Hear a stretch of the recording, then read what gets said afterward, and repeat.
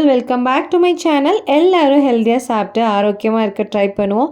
இன்றைக்கி 6 varieties of zero waste food recipes தான் பார்க்க போகிறோம். அது எப்படி செய்கிறது, அதோட பெனிஃபிட்ஸ் என்னென்னு பார்க்கலாம் வாங்க. நம்மள பாதி பேருக்கு 30 வயசுலேயே மூட்டு வலி, ஜாயிண்ட் பெயின்லாம் வர ஆரம்பிச்சிருது. அதுலேருந்து நம்மளை பாதுகாத்துட்டு வரக்கு சில உணவுகளை எடுத்துக்கிறது நல்லது. அதுலேயும் பிரண்டை மூட்டு வலிக்கு ரொம்பவே நல்லது. ஆனால் பிரண்டை இலையை நம்ம தூக்கி எரிஞ்சிடறோம். அது நம்ம எலும்புகளை வலுப்படுத்துறதுக்கும் முட்டி வீக்கத்தை குறைக்கிறதுக்கும் ரொம்பவே உதவுது.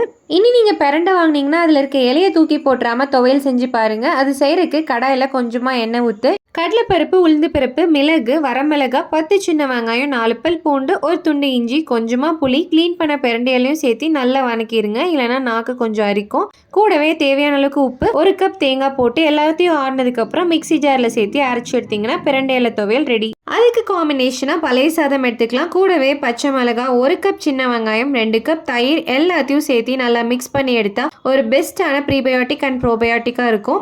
அது கூடவே 2 பீஸ் மாங்காய், ப்ரோட்டீனுக்காக காராமணி சுண்டல், ஃபைபருக்காக குக்கும்பர் ஸ்லைசஸ், கூடவே ப்ரோபயோட்டிக் அதிகமாக இருக்கிற ஃபர்மெண்டட் பிக்கல் கட் ஹெல்த்துக்கு ரொம்பவே நல்லது. நம்மளோட இம்யூனிட்டியை பூஸ்ட் பண்ணவும் ஹெல்ப் பண்ணும். இந்த ஒரு சூப்பில் இவ்வளோ சத்துக்களான ஆச்சரியமாகவே இருக்குங்க. அவ்வளோ ஆன்டி ஆக்சிடென்ட் ரிச்சாக இருக்கும்.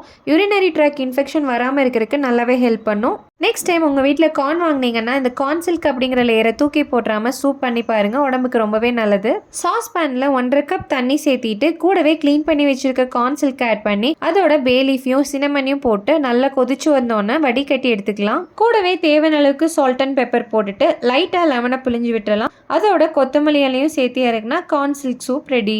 அது கூடவே ஒரு ஹெல்த்தி பிரேக்ஃபாஸ்ட்டுக்கு மிக்சட் வெஜ்ஜி சோயா போட்ட ப்ரௌன் வீட் உப்மா, புரோட்டீனுக்காக காராமணி சுண்டல், ஃபைபருக்காக குக்கும்பர் அண்ட் பப்பாயா ஸ்லைசஸ், அதோட வாழைத்தண்டு போட்ட ரைத்தா. இதில் ஃபைபர் அதிகமாக இருக்கனால கான்ஸ்டிபேஷன் வராமல் பார்த்துக்க ஹெல்ப் பண்ணும்.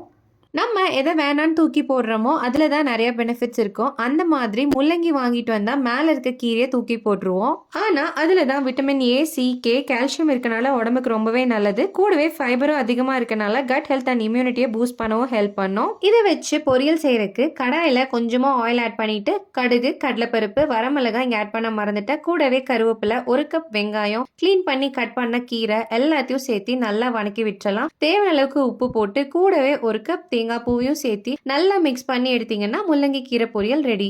பேலன்ஸ் லஞ்ச் பிளேட்டுக்கு கொஞ்சமாக ரைஸ், கூடவே முள்ளங்கி பச்சடி, கேபேஜ், கேரட், பீன்ஸ், பன்னீர் போட்ட ஹை ஃபைபர் பொரியல்.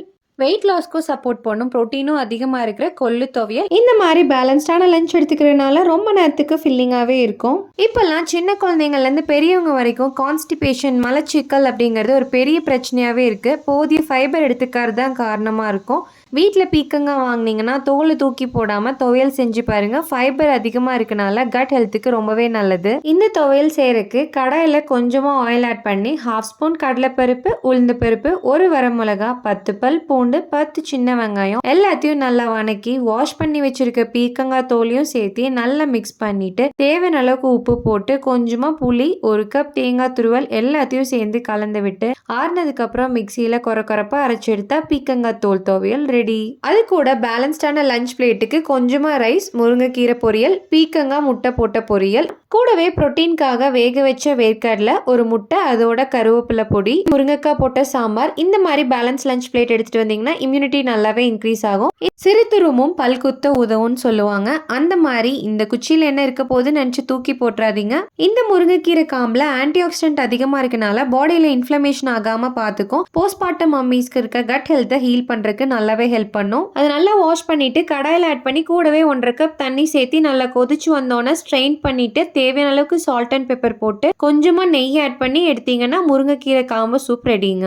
அது கூடவே தேங்காய் போட்ட குதிரைவாலி அவல், புரோட்டீனுக்காக காராமணி சுண்டல், ஃபைபருக்காக பப்பாயா அண்ட் கார்ன், 1 எக் புரோட்டீனுக்காக எடுத்துட்டா ஒரு பேலன்ஸ்டான பிரேக்ஃபாஸ்ட்டாக இருக்கும்.